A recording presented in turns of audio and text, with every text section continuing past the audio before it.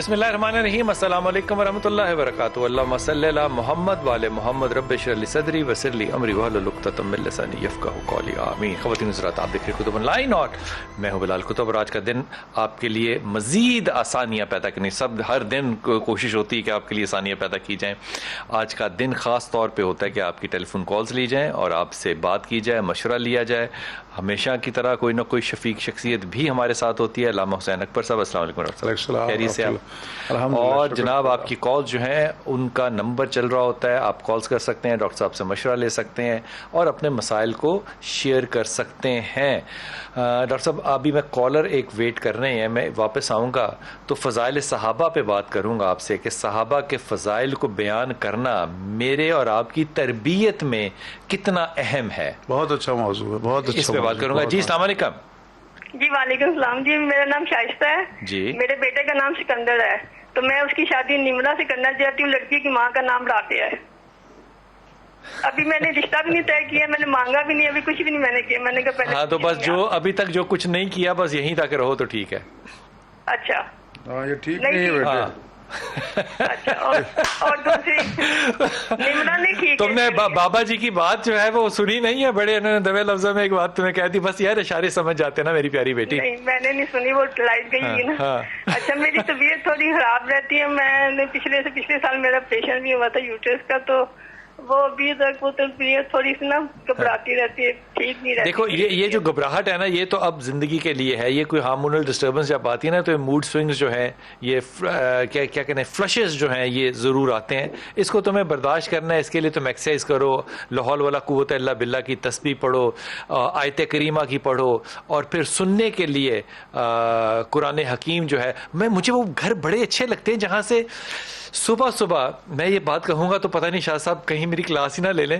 شاہ صاحب خواتین جو ہے نا وہ صبح صبح فجر پہ نا تلاوت کیا کرتی تھی, گھروں کے آگے سے گزرتے تھے نا تو تلاوتوں کی آواز آیا کرتی تھی. آواز سے پتہ نہیں کون سے سخت زمانے میں ہم آ گئے, تو وہیں سے سلام دعا ہوا کرتی تھی کہ وہ پھوپھی جاگ رہی ہے اس وقت, خالہ جاگ رہی ہے اس وقت, فلاں تلاوت کر رہا ہے, فلاں تلاوت کر رہا ہے. وہ گھر کتنے خوش نصیب ہوتے تھے جہاں سے صبح صبح فجر کے وقت جو ہے وہ تلاوت کی آواز آتی تھی. اب فجر کے وقت انسان کو اپنے دروازوں پہ نظر رکھنی پڑتی ہے کہ کوئی چوری کرنے کے لیے بھی اسی وقت جو ہے لوگ چل رہے ہوتے ہیں. یہ ایک تجربے کی روشنی میں بات کر رہا ہوں, لیکن آپ نے جو میں نے آپ سے کہا ہے یہ پڑھتے رہنا, اور جو اشارتاً آپ کو کہا ہے وہ اس لیے اشارتاً کی میں بات کہہ رہا ہوں, اس کو کہیں کوئی اور طرح سے نہ سمجھ لیجیے گا, کیونکہ ظاہر ہے جو بیٹے ہیں وہ بھی ہمارے ہیں, جو بیٹیاں ہیں وہ بھی ہماری ہیں, لیکن جو نسبتیں جوڑنا ہے اور پھر خاص طور پہ ایسی نسبت جوڑنا جہاں ماں فالو اپ کرتی رہے وہ مناسب نہیں ہوتا. رخصت کرنے کا مطلب رخصت ہوتا ہے, اس کا اور کوئی مطلب نہیں ہو سکتا. جی السلام علیکم بیٹا. جی رضوان. جی بیٹا. سر لال بھائی مسئلہ ایسا ہے کہ میں 6 مہینے ہو گئے تقریباً, میری پاس جاب نہیں ہے کوئی. اچھا کیا کرتے تھے پہلے رضوان؟ اور میں وہ کمپنی میں تھا, اور وہ جہاں بھی جاتا ہوں میں وہ ہو جاتا ہے, لیکن پتہ نہیں ایسے معاملات ہو جاتے ہیں کہ نا بس بلاتے نہیں ہیں. کس کی کمپنی میں تھے تم؟ میں آدم جی انجینئرنگ میں تھا. کیا کرتے ہو تم؟ سر میں وہ آپریٹر تھا. کس چیز کا آپریٹر؟ سر وہ مینٹیننس کا کام تو ہوتا تھا. مینٹیننس کا کام کرتے تھے, ٹھیک ہے. تمہارے پاس ڈپلومہ ہے؟ نہیں, بس تجربہ ہے. جی اوکے. تم نے رضوان سورہ اخلاص پڑھنی ہے, ایک پڑھ لو گے کل واللہ, جی, اور دوسرا تم نے اللہ کا ایک نام ہے یا ذل جلال والاکرام, اس کو ذل نہیں پڑھنا, حدیث میں ذل جلال ہے, ذل جلال والاکرام, دونوں پڑھتے رہو. اللہ تعالیٰ اگلا سال اچھا لا دے گا تمہیں انشاءاللہ تعالیٰ, کوئی فکر کی بات نہیں. لیکن دیکھو شرط یہ ہوتی ہے کہ پڑھتا رہے انسان. یہ نہیں تم نے کرنا جیسے کئی دفعہ کالج ایسے بچیاں کر دیتے ہیں کہ جی 3 مہینے ہو گئے ہوا نہیں, تو پھر اس پہ اوپر ظاہر ہے میرا بھی بلڈ پریشر جو ہے وہ کبھی کبھی زیادہ ہو جاتا ہے. پھر میں اس پہ رد عمل کرتا ہوں کہ پھر اللہ کا نام اگر نہیں کام آ رہا تو پھر بدل لو. یہ میں طنزاً کہتا ہوں, اس کے معنی یہ نہیں ہوتے کہ بدل لو, یہ طنز ہوتی ہے صرف تاکہ غصے کا اظہار کر سکوں کہ خدا کا نام عاجزی کے ساتھ لیتے رہتے ہیں, اس کے سوا دینے والا اور نہیں ہے کوئی بھائی, خدا کا واسطہ ہے. اور پھر اگر اللہ نہ سن رہا, نہیں تجربے کی بات کر رہا ہوں ڈاکٹر صاحب, یہ میں تجربے کی بات کر رہا ہوں, آپ سے شیئر کر رہا ہوں.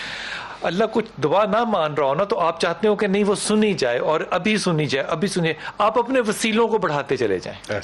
کوئی شک یہ اس میں کوئی غلط بات تو کوئی شک نہیں، وسیلے بڑھاتے چلے. دیکھیں خداوند متعال نے وابتغوا الوسیلہ کہہ کے ایمان والوں کو حکم دیا ہے وسیلہ تلاش کرو مجھ تک پہنچنے کے لیے.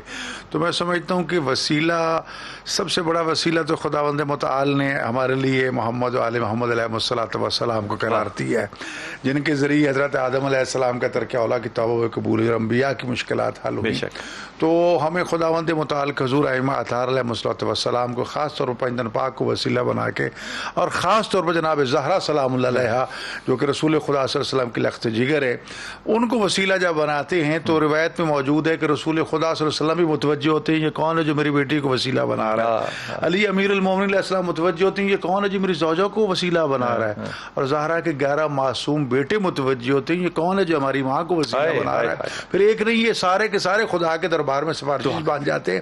میرا اللہ یہ اس عظیم فاطمہ سلام اللہ کا وسیلہ بنا رہا ہے، اس کو خالی نہ لوٹا. آمین آمین. تو یقیناً ہمیں اس وسیلے کو خداوند تعالی قبول کرنا چاہیے. اور جب بھی دعا مانگے ایک تو استغفار کثرت سے کرے اور دعا کے اول و آخر میں درود شریف ضرور پڑھیں، اس لیے کہ یہ وہ عبادت ہے جو ہر صورت میں اللہ قبول فرماتا ہے اور دعا ہے.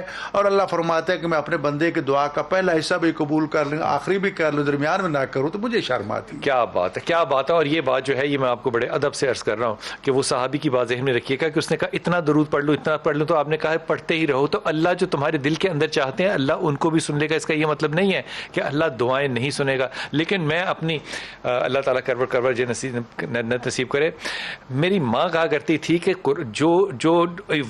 جو فرض عبادات ہیں ان کے لیے وضو کرنا ہوتا ہے، لیکن جب وسیلے کے لیے تم مرد لوگ، ہمیں کہا کرتی تھی، تم مرد لوگ جب سیدہ کا وسیلہ دو تو یاد رکھو کہ تم لوگ حالت وضو میں ہو کیونکہ تم سیدہ کا نام لے رہے ہو. اور میں تمہیں ایمانداری سے کہہ رہا ہوں کہ ہم سیدہ کا آج بھی وسیلہ دیتے ہیں.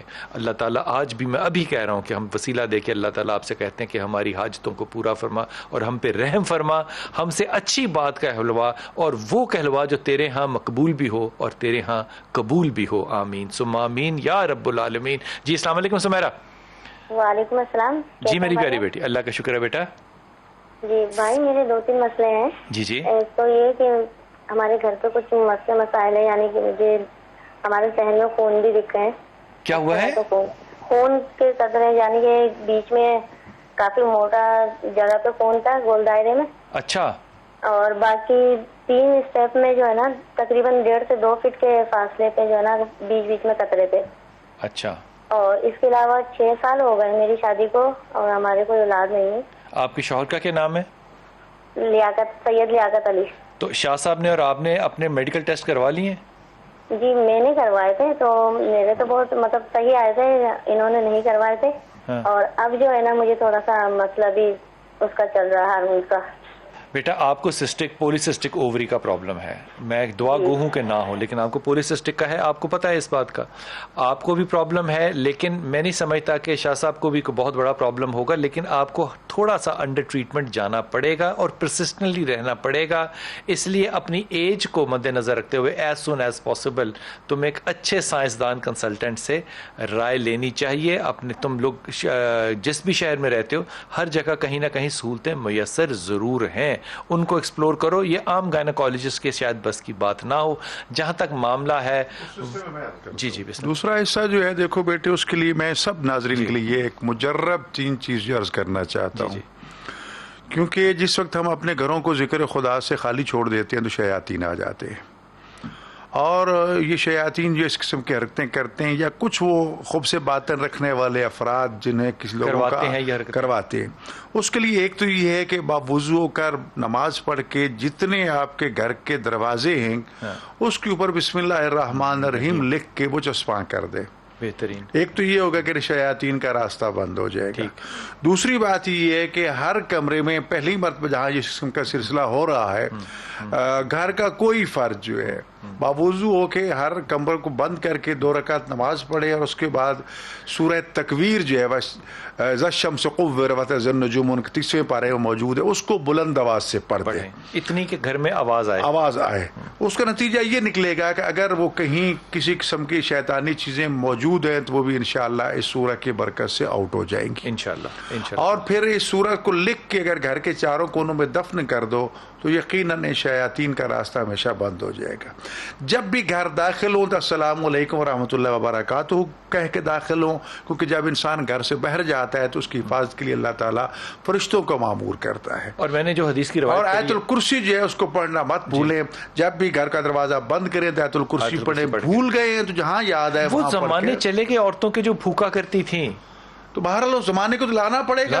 उसके अलावा अगर इन चीजों से बचना चाहते नहीं थे डॉक्टर साहब, तब ये मसाइल भी नहीं थे। जी अब अगर इन चीजों से बचना चाहते हैं तो खुदावंद मुतअल ने चीजें बताई है। सूरह मतलब आयतुल कुर्सी को तमाम कुरान के आयात की सरदार करार दिया गया है, उसकी इतने फजाइल हैं कि उसमें किताबें भरी पड़ी हैं। बेशक है, तो हम उससे क्यों नहीं फायदा उठाते? क्यों फायदा नहीं उठाते? घर के अंदर दाखिल हो, घर चाहे खाली भी हो, अस्सलामु अलैकुम व रहमतुल्लाहि व बरकातुहू और फिर कुल वल्लाह सूरह इखलास और फिर बुलंद आवाज से आजान कहें, हर रोज घर में आजान कहें। आजान की आवाज जो है वो घर में अगर गूंजती है तो वहां से बलाएं चली जाती हैं।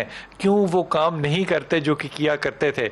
आज तो ये काम कितने आसान है करने, एक अजान देना कितना मुश्किल नहीं है बिल्कुल भी। लेकिन मैं अदब से अर्ज करूंगा, अपने बच्चों को सिखाएं कि वो ये काम कर सकें, बच्चों को सिखाएं। जी अस्सलाम वालेकुम। वालेकुम अस्सलाम बिलाल, क्या हाल है बेटा? जी अल्लाह का शुक्र है मेरा बेटा। अल्लाह ने आपको रूहानियत के बुलंद दर्जे अता फरमाए। आमीन रब्बुल आलमीन। 5-6 साल पहले मेरी बात हुई थी बहू बेटे की औलाद के लिए, तो अल्लाह ने फजल किया था। आपने बताया था कि 1 साल तो अल्लाह ने फजल कर दिया था, अल्हम्दुलिल्लाह। अब ये मेरा मसला ये है कि मैं एक बेवा औरत हूँ, मेरा एक ही बेटा है। सबसे पहले तो उसके लिए दुआ करें कि अल्लाह ने उसको खुशी और सुकून दे, आमीन, और बरकत वाली रोजी दे, आमीन सुम्मा आमीन या रब्बुल आलमीन। अल्लाही आमीन, अल्लाही आमीन, अल्लाही आमीन। आपने इसको याद रखना है, बुरहान के लिए दुआ खास तौर पे। कैसा शरीफ बच्चा है बुरहान, माशाल्लाह ताला। ये कि मेरे 3 पोतियां पोते हैं, आपस में इनकी मिसअंडरस्टैंडिंग भी हुई और बच्चे से गलती भी हुई। आपसे झूठ कोई नहीं बोलूंगी। उस कोई गैंग में ट्रैप हुआ है या किस तरह हुआ कि कोई लड़कियों के गैंग में ट्रैप हुआ है। अब उसने तौबा भी की है, हमने उनको पे भी कर दिया, सुलह भी कर दिया उनके साथ, लेकिन बहू जो है ना वो चली गई है। 1.25 साल 1.5 साल हो गए बच्चों को लेके। नाम क्या बहू का? और हर सिद्रा है उसका नाम। अच्छा, सिद्रा जबीन। ठीक। तो वो तीनों बच्चों को लेके चली गई है और आप समझते हैं कि दादी की जान और मैं मर नहीं सकी बस इस दुख में। ये बात आपकी दुरुस्त है। देखो मैं बड़े ईमानदारी से तुम्हें कह रहा हूं, मैं वैसे तुम माँ के तौर पे सोच रही हो, मैं बिल्कुल बाहर की बैठ के देख रहा हूं। बेटा तुम्हारा बुनियादी तौर पे शरीफ आदमी है, लेकिन गलती तो किसी इंसान से भी हो जाती है ना। गलती तो इंसान कर सकता है, गलती हो जाती है, ट्रैप हो जाता है इंसान। लेकिन मैं ईमानदारी से कहता हूं कि ये अल्लाह माफी मांगने का ना बड़ा आसान तरीका है कि अल्लाह लोगों के पर्दे रखता है। मैं ये बार बार हजारों दफा मैं जब ये सुनाता हूं तो मुझे मुख्तसर करते हुए भी इस बात पे ना हया आती है कि रसूल पाक सल्लल्लाहु अलैहि वसल्लम ने इमाम अली करमल्लाह को जब भेजा था, जब शिकायत आई थी कि जी फलां घर के अंदर ये बुरा काम हो रहा है, आपने बाहर खड़े होकर कहा कौन आ रहा है, आपने अंदर दीवार की तरफ मुंह करके कहा कौन आ रहा है, घर की तरफ मुंह करके कहा। अब वहां पे कौन होगा? जो बात समझ में नहीं आती ना हमें, वो ये है कि रसूल के कॉल को समझने के लिए अब मैं इमाम अली करमल्लाह की मसाल तो दे सकता हूं, वो ज़र्फ कहां से लाऊं जो हमारे लोगों में अल्लाह करे पैदा हो जाए, क्योंकि रवायतें इसलिए सुनाई जाती हैं कि वो ज़र्फ पैदा किया जाए, लोगों के गुनाहों पे बुराइयों पे पर्दा रखते हैं ताकि अल्लाह आपके गुनाहों पे पर्दा रखे। ये आई अश्योर यू इंशाअल्लाह ताला ये बच्ची अच्छी है, गुस्सा वुस्सा ठंडा होगा, ये आ जरूर जाएगी। अपने घर के दरवाजे, और बुरहान को भी कहना कि अपने दरवाजे हमेशा खुले रखे, अल्लाह ताला आसानी फरमाएगा। आयत करीमा पढ़ना है और इन्ना लिल्लाह व इन्ना इलैहि राजिऊन ये पढ़ते रहना है, दोनों तस्बीह पढ़नी है। अगली जब बात होगी तो 5-6 साल बाद नहीं होगी, वो बहुत जल्द होगी और अल्लाह अच्छी खबर देगा इंशाअल्लाह। जी शमा, अस्सलाम वालेकुम बेटा। अस्सलाम वालेकुम। वालेकुम सलाम। तो मुझे चांद ग्रहण का मसला है। चांद ग्रहण का क्या मसला है? या नीचे स्किन पे प्रॉब्लम है और लगे फुली हुई है। साइंस कहती है कि ये वेरिकोज है। हाँ तो है। इसका इलाज बहुत करवाया है तो फिर ठीक नहीं रहती है। ये पूछना है मैंने आपसे। تو چاند گرہن کہاں سے آ گیا؟ جب ممی کے پیٹ میں تھی نا میں تو کہتے ہیں کہ یہ پیدائشی ہے. ہاں تو جو جینیٹیکل ڈس آرڈر ہوتا ہے اس کا چاند گرہن سے کیوں تعلق ہے؟ اچھا جی. کہنے والے یہ کہتے ہیں پھر جب ہم ڈاکٹر کو دکھاتے ہیں وہ کہتے ہیں آپ کو ویریکوز کا مسئلہ ہے. ہاں تو تم نے علاج کروانا ہے نا اس کا، بالکل ہو سکتا ہے.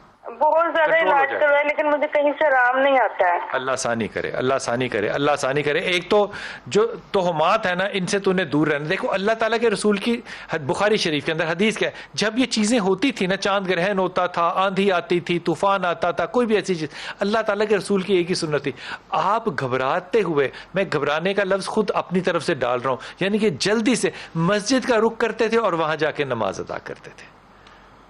ایسا ہی ہے. صبر و صلاح، روزہ اور نماز. روزہ اور نماز، منت مان کے روزے رکھیں، روزے رکھنے کے بعد دعا کریں ہر روز، خداوند متعال انشاءاللہ اس مشکل کو آسان فرما دے گا انشاءاللہ تعالیٰ. جب کووڈ جو آپ کو پتا ہے شروع ہوا تھا، پہلی ویو آئی تھی تو لوگوں نے اذانیں دینی شروع کر دی تھی. مجھے وہ بہت اچھی بات لگتی تھی، پتہ نہیں کیوں زیادہ قابل لوگوں نے، علماء کرام نے کہا کہ نہیں ہر وقت اذان نہیں دینی چاہیے.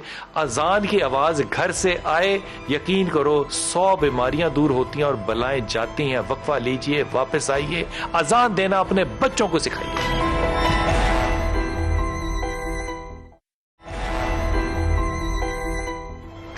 بسم اللہ الرحمن الرحیم. شاہ صاحب وہ ایک جنگ کا ذکر ہے، بڑی مختصر بات کر رہا ہوں. تو کچھ لوگوں نے آ کے کہا کہ فلاں راہب جو ہیں وہ کھڑے ہیں اور ان لوگوں نے امام علی کرم اللہ کو کہا ہے کہ آگے نہ جانا کیونکہ آگے تمہارے ستارے ٹھیک نہیں ہیں اور یہ معاملہ جو ہے یہ اس طرح سے ہوں گے. وہ لمبی بات ہے، وہ گھوڑے کی بات ہے، اس کے پیٹ کے اندر کیا ہے، یہ ساری باتیں. امام علی کا آخری جملہ جو ہے نا وہ ہے، امام علی کرم اللہ کہتے ہیں کہ میں ستاروں کی چالوں کی وجہ سے نہیں چلتا، وہ میری وجہ سے چلتے ہیں. جب یہ ایمان اللہ پہ پختہ ہو تو پھر امام علی کا ذکر کرنا تو بنتا ہے. جنگ خیبر میں جب مرحب کو نجومیوں نے بتایا کہ تیرے مقابلے میں آنے والا جو ہے اس سے ہوشیار رہنا، اور اس کی ماں نے وصیت کی تھی کہ حیدر نام کے شخص کے مقابلے میں نہ آنا، تو بہر نجومی نے اس کو کہہ لا کے بھیج دیا. اور جب وہ آپ کے مقابلے میں آ گیا، مولا علیہ السلام کے مقابلے میں، تو آپ نے پتھر میں علم گاڑا. یہ دیکھ کے وہ گھبرا گیا، پریشان ہو گیا. اس نے نجومی کی طرف کہا یہ کون ہے بھائی، پتھر پہ علم گاڑ رہا ہے. تو نجومی نے حساب لگایا کہ کوئی ایسی بات نہیں، کچھ ستارے ہیں جو کئی 100 سال کے بعد آپ سے ملتے ہیں، جب وہ ملتے ہیں تو ہر چیز موم ہو جاتی ہے. آج وہ اتفاق سے وہ گھڑی آئی اور ایسا. اب مولا امیر المومنین علیہ السلام شاگرد کس کے ہیں؟ رسول خدا صلی اللہ علیہ وسلم کے. اور رسول خدا صلی اللہ علیہ وسلم کا سورس آف علم جو وہی ہے جی. تو وہی الہی کی اگوش میں پرورش پانے والا شخص جو ہے وہ ان کی باتوں کو سمجھا، علم کو نکالا، پھر گاڑا، پھر نکالا، پھر گاڑا، پھر نکالا. وہ کہنے لگا بہت تم تو کہہ رہے تھے کہ 100 سال کے بعد ستارے ملتے ہیں، یہ کیا ہے؟ تو وہ یہودی کہنے پر مجبور ہو گئے ہمارا علم تو صرف ستاروں کے جڑنے کھلنے تک محدود تھا، لیکن یہ آنے والی کی سمجھ نہیں آتی. لگتا ایسے ہے کہ یہ جب علم اٹھاتا ہے تو ستارے اتنے سالوں کی مسافت پہ چلے جاتے ہیں، جب علم کو گاڑتا ہے تو ستارے مل جاتے ہیں. لگتا ایسے کہ آنے والے کی حکومت زمین پر بھی اور آسمانوں پر بھی. کیا خوبصورت بات ہے. اور جو لڑنے کے لیے رسول کی دعا لے کر آ رہا ہو تو اس کے لیے آگے مرحب کیا چیز ہے، پتھر کیا چیز ہے. جی السلام علیکم. وعلیکم السلام. جی محبوب بیٹا. سر میرے اندر پتہ نہیں کوئی چیزیں وغیرہ ہیں، مجھے نہیں پتا کیا ہو گیا کیا نہیں. نہ مجھے ہمارے اندر بھی بہت ساری چیزیں ہیں. ہاں جی، سب کے اندر ہوتی ہیں یار، چیزیں تو سب میں ہوتی ہیں. اگر نہ ہو تو انسان زندہ نہیں رہ سکتا. دل ہے، گردہ ہے، پھیپھڑے ہیں، پیٹ ہے. ہوائی چیزیں ہیں میرے اندر. نہ مجھے بھوک لگتی ہے، نہ مجھے پیاس لگتی ہے، نہ کام کرنے کو دل کرتا ہے. تم کتنے دن بھوک پیاس برداشت کر لیتے ہو؟ میں سر جی مجھے مہینہ ہو گیا، نہ میں نے روٹی کھائی ہے، نہ میں نے پانی پیا. نہ کر یار، نہ کر. بھول گیا ہوگا. ہاں جی بھول گئے ہوگے. نہیں بھائی جان، یقین مانے میرا حال یہی ہے. اچھا اچھا اچھا ٹھیک ہے، مان لی آپ کہہ رہے ہیں، مان لی. مہینہ ہو گیا آپ نے پانی نہیں پیا، روٹی بھی نہیں کھائی. اب مجھے بتا. پیتا ہوں، تھوڑا سا پانی پیتا ہوں، بھوک لگتی نہیں ہے، ایک طلب ہوتی ہے نا وہ نہیں ہے. ہاں جی، یہ مجھے نہیں پتا میرے اندر کیا چیزیں ہیں. کہاں رہتے ہو محبوب؟ کس شہر میں رہتے ہو؟ میں جنگ میں سیٹلائٹ ٹاؤن میں رہتا ہوں. وہ جنگ کے اندر تو تمہیں پتا ہے اگر یہ بات تو لوگوں تک پھیلا دے کہ میں کئی مہینے پانی نہیں پیتا اور روٹی نہیں کھاتا تو تجھے تو لوگ بابا مان لیں گے، لوگ تو ایسے تعویذ لیں گے. یہ نہیں کام سوچا؟ ہاں جی، یہ نہیں کام سوچا تم نے؟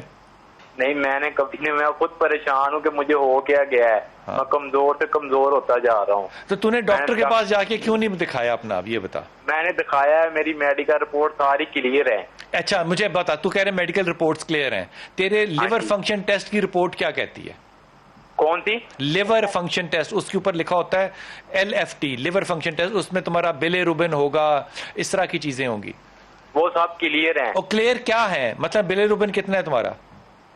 بلیروبن ہاں وہ میں دیکھا نہیں ہے, ڈاکٹر نے کہا آپ ٹھیک ہو, آپ کو اس طرح کی کوئی پریشانی نہیں ہے. اچھا تمہاری ہائٹ کتنی ہے؟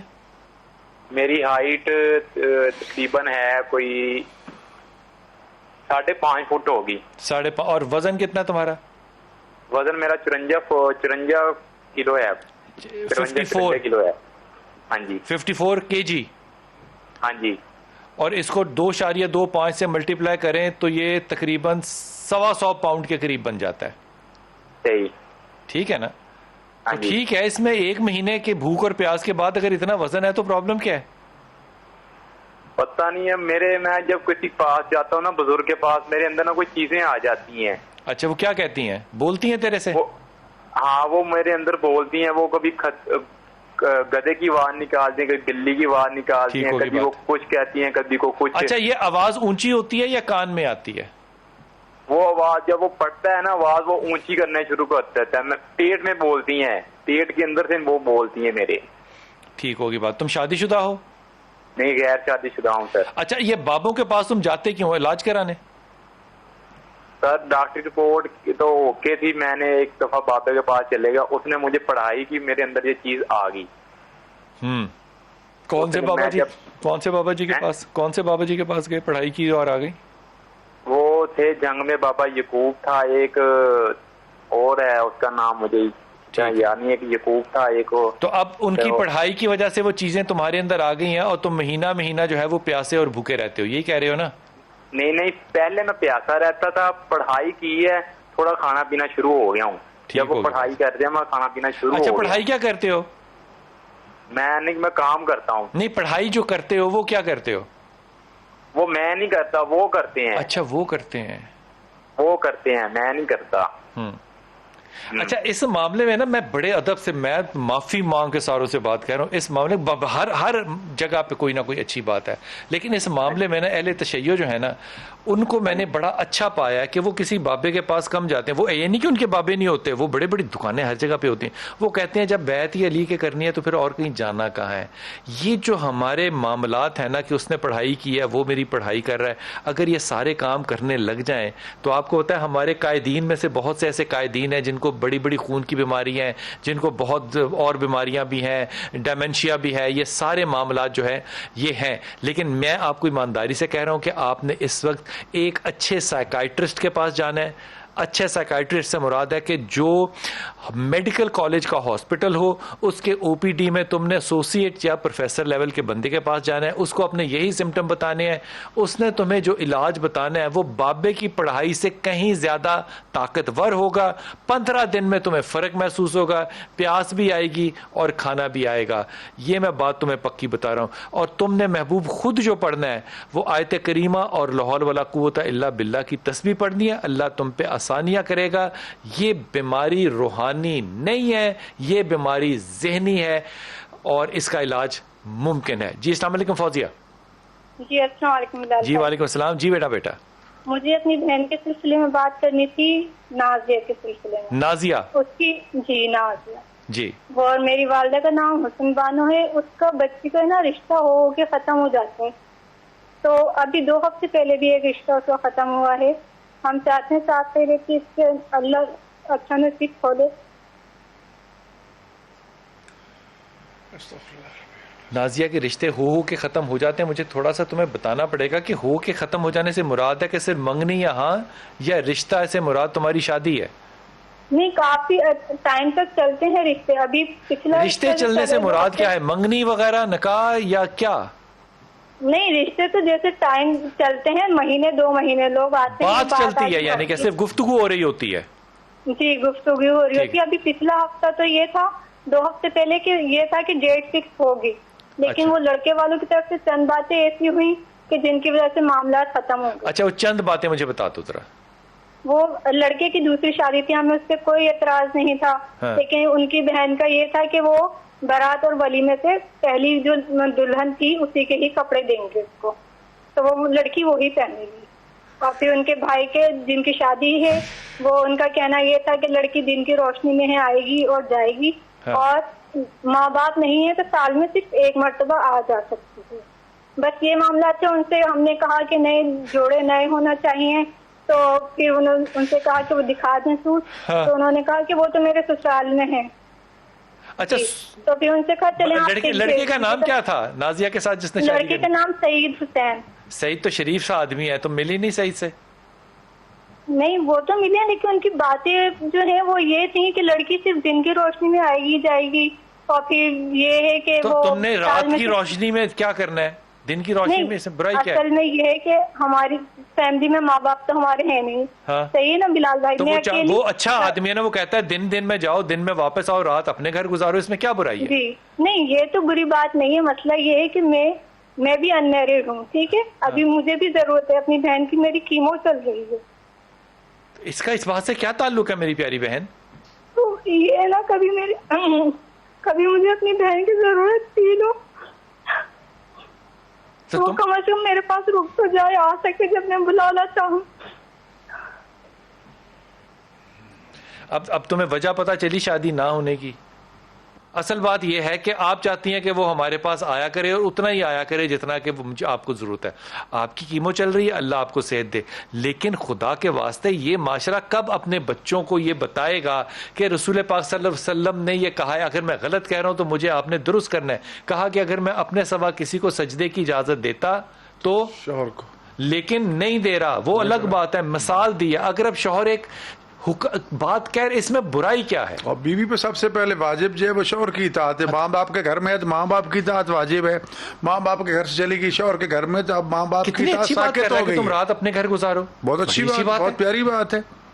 اور رہ گیا معاملہ, میں سمجھتا ہوں کہ اگر آپ کو اس کی ہیلپ کی ضرورت ہے تو جہاں رشتے ہو جاتے ہیں وہاں احساس پیدا ہو جاتا ہے. ہو سکتا ہے دونوں میاں بیوی آ جائے کریں مل کے, رات کو میں آ جائے, دن میں آ جائیں, آپ خیر لینے کے لیے, کوئی ایسی بات تو نہیں ہے. لیکن اگر آپ یہ شرط رکھیں گے تو یہ تو شرط بھی ٹھیک نہیں ہے, اور پھر نتیجہ آپ کے سامنے, اب آپ رو رہی ہیں تو کیا یہ آپ کو سکون ملا یا پہلے سے زیادہ بیماری بڑھی؟ اس کا مطلب آپ اپنی خواہش کو مقدم رکھے ہوئے, بہن کی ضرورت کو مقدم نہیں رکھ رہے. بابا جب سائیکٹرسٹ بھی ہونا تو پھر وہ اس طرح کی کلاس لیتا ہے, وقفہ لیجیے واپس آتے ہیں. کیا بات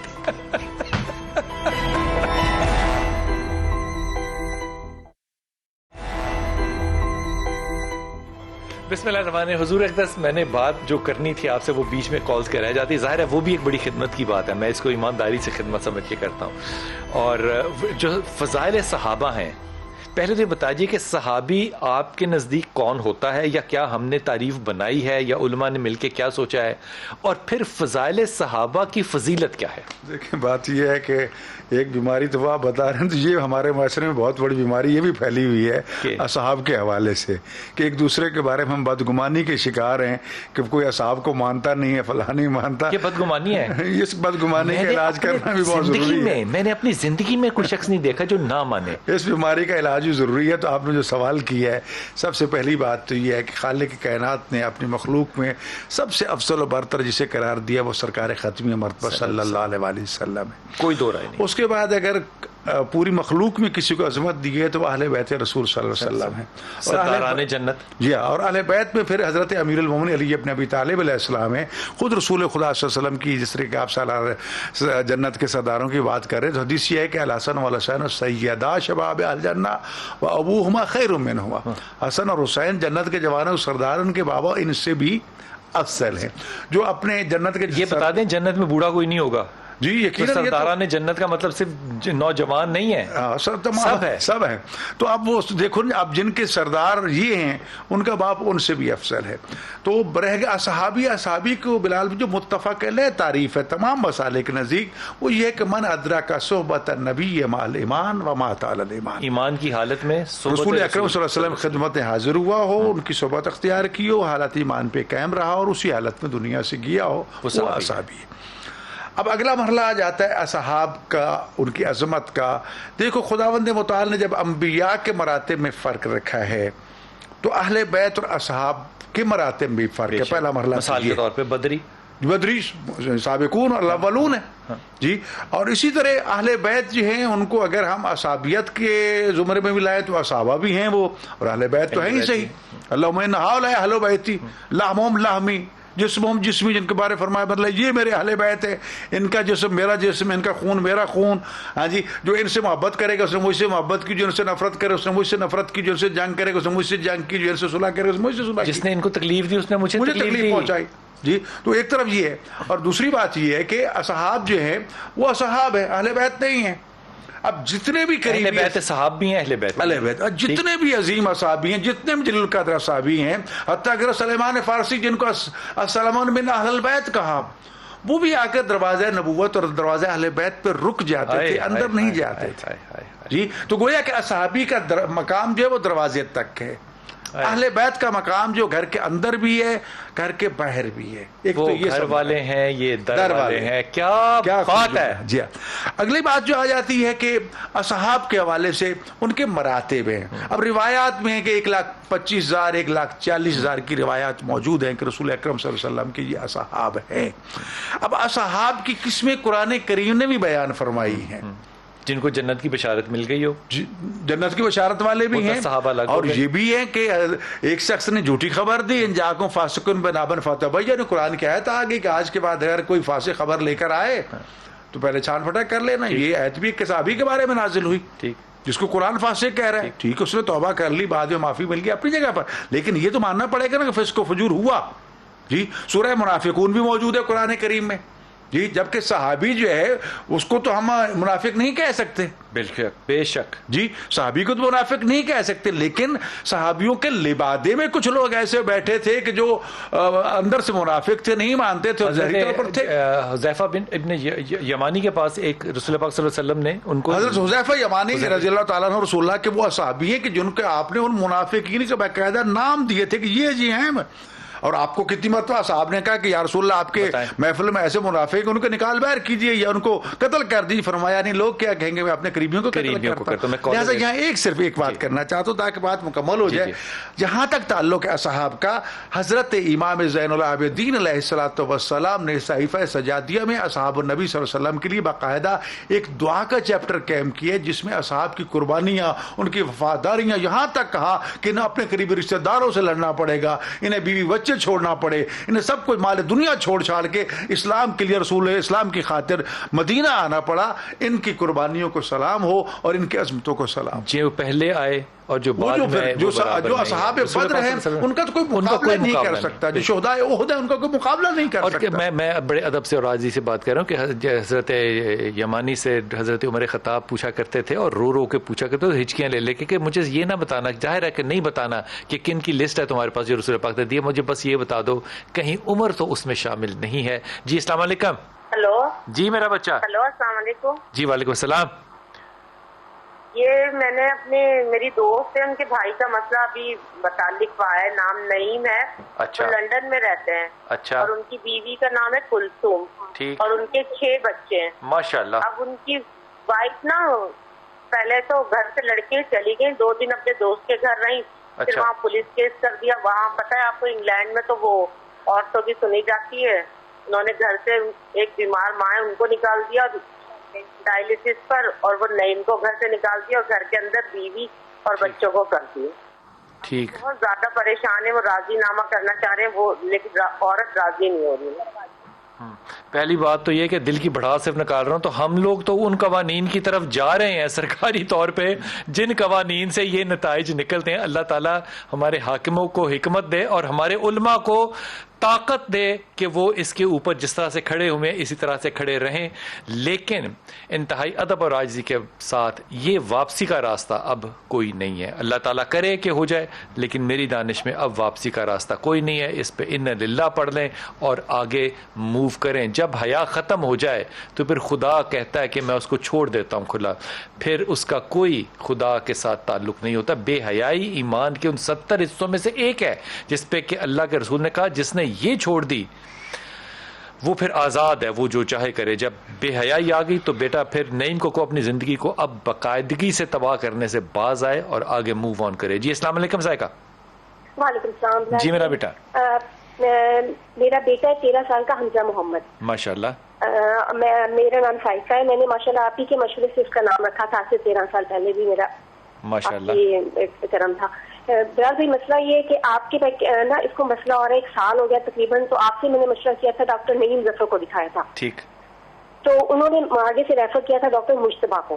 ٹھیک. ڈاکٹر مجتبہ نے سارے ٹیسٹ کروائے تھے, بلڈ ٹیسٹ بھی, MRI بھی سلو ہو گیا تھا بہت زیادہ اور کنسنٹریٹ نہیں کر پا رہا بالکل. تو وہ ٹیسٹ سارے کلیئر آئے تھے, MRI بھی کلیئر تھی, ٹیسٹ سارے آغا خان سے کروائے, سب کے سب کلیئر تھے. ٹھیک. لیکن پھر میں نے نا ایز اے سیکنڈ اوپینین ایک نیورو فزیشین کو دکھایا تھا. تو انہوں نے ایک دوائی دی تھی, وہ میں نے دی نہیں بچے کو. تو نیورو فزیشین کو دکھایا تو انہوں نے کہا یہ کوئی مسئلہ نہیں ہے, بچہ آپ کا ٹھیک ہے, بس مت دیں گے دوائی بھی دینے کی ضرورت. انہوں نے جو دوائی دی تھی وہ خاص طور پہ وہ دوائی تھی جو کہ اوور دا کاؤنٹر ویسے نہیں مل سکتی انلیس کہ وہ پرسکرپشن پہ ہو. ایسی بات ہی ہے نا. نہیں, وہ اینگر کنٹرول کی تھی کہ غصہ بہت ہے بچے میں. تو نیورو فزیشین مجھے دوائیوں کا تو نہیں پتا, انہوں نے کہا تھا یہ اینگر کے لیے بیسکلی, اتنی خاص دوائی نہیں ہے. ٹھیک ہے. تو بلال بھائی میں نے پھر انہوں نے جب منع کیا تو میں نے نہیں دی. اب یہ فروری کی بات ہے. اس کے بعد سے اب نا 2-3 مہینے ہو گیا, لیکن پھر مجھے فیل ہوا کہ مسئلہ بھی ٹھیک نہیں ہے. تو میں نے 1 مہینے سے وہ دوائی دینی شروع کی ہے. اینگر کنٹرول ہے, اتنا اینگر نہیں تھا, بلال بھائی ایکسپریسو نہیں ہے, لیکن کنسنٹریٹ بالکل بھی نہیں ہے. مطلب اس میں مجھے 10 لائنوں کا آنسر سنانا ہے نا, تو اس میں 10 دفعہ یہ ڈسٹریکٹ ہوتا ہے. کنسنٹریشن تو ہے ہی نہیں بالکل. میرے کہے بغیر نہائے گا نہیں, برش نہیں کرے گا, 10 دفعہ کہوں گی تو کرے گا. اچھا, مجتبہ نے ڈپریشن تو نہیں ڈائگنوز کیا؟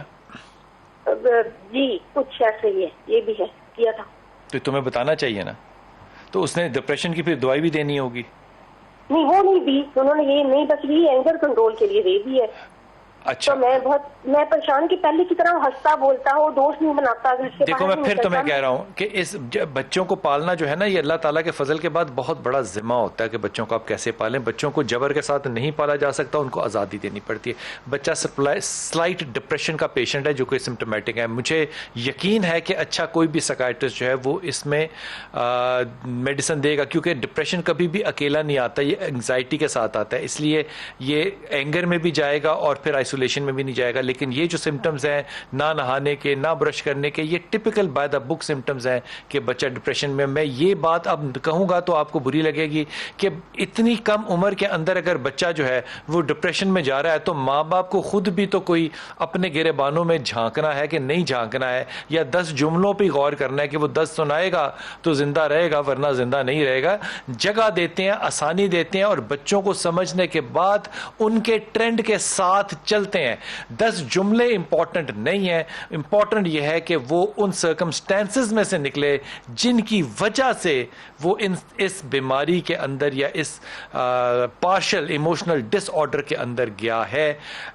یہاں پہ تمہیں تھوڑی سی نرمی نہیں, بہت سی نرمی اختیار کرنی چاہیے. لیکن آئی ڈونٹ فیل کمفرٹیبل ابھی بھی کہ یہ جو مینجمنٹ ہے میڈیکل, یہ تم کسی بھی طرح سے ٹھیک کر رہی ہو. اللہ تعالیٰ تمہارے لیے آسانی کرے.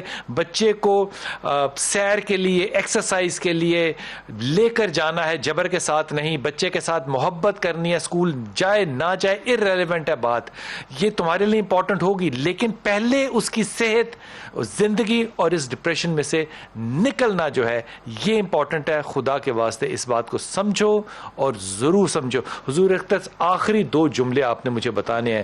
فضائل اس صحابہ سے ہماری تربیت کیسے ہو؟ دیکھیں, فضائل تو خداوند متعال نے ان کو عطا فرمایا اور انہوں نے اپنے اعمال سے وہ خوبیاں اپنے اندر پیدا کی جو رسول اکرم صلی اللہ علیہ وسلم نے ان کو بتائی. اب ضرورت یہ ہے کہ ہم سرکار رسول اکرم صلی اللہ علیہ وسلم کو, اسوہ حسنہ کو, اہل بیت اطہار کی سیرت کو اور صحابہ کرام کے عمل کو اپنے لیے مشعل راہ بنائیں اور اس کے مطابق زندگی بسر کر کے اپنے صحابہ رسول کے ساتھ بھی محبت و وفا کا عملی مظاہرہ کریں. اہل بیت کے ساتھ یہ کہنا کیا جملہ زیادہ ہوگا کہ ان کا تذکرہ اور ذکر زیادہ سے زیادہ زندگی میں کریں. دیکھو اس لیے تذکرہ ضروری ہے, ظاہر کہ ہم ان کے فضائل, ان کے کمالات کو بیان کریں گے. کمالات کو بیان کریں گے تو ہم یہ سمجھیں گے کہ ان راستوں پر چل کر انہوں نے یہ عظمتیں حاصل کی ہیں. تو صحابہ کرام نے اپنے عمل سے ثابت کر کے دکھایا کہ جو کہ رسول خاتم صلی اللہ علیہ وسلم لائے ہیں وہ فضول نہیں ہے. اسی پر عمل کرو گے تو یقیناً تمہیں دنیا میں کامیابی ملے گی, آخرت میں بھی کامیابی ملے گی, اور ہم نے یہ کامیابیاں حاصل کر کے تمہیں دکھا دیا ہے. تو لہذا صحابہ کرام کا عمل وہ تو اس لیے بھی ہمارے لیے کے بارے میں تو ہم کہتے ہیں وہ معصوم بھی ہے, منصوص من اللہ بھی ہے. اصحاب کے بارے میں تو وہ نہیں کہتے نا. تو اصحاب تو گناہگار بھی تھے, گناہگار سے وہ اظہار اسلام میں شامل ہوئے, کچھ اسلام سے پہلے کافر بھی تھے وہ بھی اس میں آئے, لیکن زندگیوں میں جو انقلاب پیدا کیا اس کا نتیجہ یہ ہے کہ آج پوری دنیا میں صحابہ کرام کو بطور آئیڈیل پیش کیا جاتا ہے کہ رسول اکرم صلی اللہ علیہ وسلم کے پربردہ کیسے ہیں, ایک ایک اپنی جگہ پر مثال رکھتا ہے, ایک ایک کا مقام اور رتبہ جو ہے وہ اتنا ہے کہ انسان اس کا مقابلہ نہیں کر سکتا. انتہائی ممنون. اور یہ مشورہ جو ہے نا میں تمام ان لوگوں کو کوئی سلیبس کنسٹرکٹ کریں ہاتھ جوڑ کے دوں گا کہ یہ جو آپ اپنے آپ کو بہت عقل مند سمجھ رہے ہیں اور ایسی شخصیتیں سلیبس کے اندر ڈال رہے ہیں جو کہ یوز لیس ترین شخصیتیں ہیں جن کا بچوں کی تربیت سے کوئی تعلق نہیں ہے, آپ کو کیوں حیا آتی ہے کہ آپ صحابہ کی کہانیاں نکالتے اور ایسی شخصیات کو ڈالتے ہیں جن کا کردار سے تعلق کوئی نہیں ہے؟ اللہ آپ کے ساتھ سب سے پہلے مجھے ہدایت دے.